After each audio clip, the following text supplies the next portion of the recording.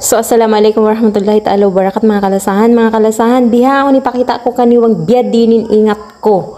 Mag-flooring. Flooring ko inhaunahan sin lawang sin CR na mo. Ayan Ako yan naghakot buhangin maon. Deng ditohan si paklawang ito harap maon. Ako rin nagbuhos maon sin semento. Ako rin nagmix katantan. Sa wayron ako nagvideo para bukon mahaba. Yan na lang yung piyakita ko kaniwang mga kalasahan. So, pwede na ako maging contractor ha. Ayan na. Misan in piyag papino ko yun na aesthetic taumpa ko.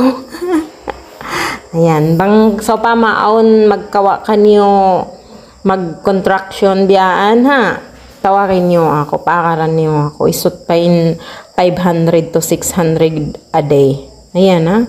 Pasado na sana mga kalasahan. Para kasi bang mulan, di siya magpitak-pitak na yung doon lupa. Deng dong kasi halawang sin CR ko, harap palawang sin bay ko. Bay na mo pala to Ayan, bay na mo iban hial, charot. Ayan mga kalasahan. So, ayan na. Wassalamualaikum warahmatullahi ta'ala wabarakatuh. Basta bihat to na dya, bang so pama amon maglagi ka mo maghihinang, tawarin yung sadya ko at tawahin message niyo sadya ko.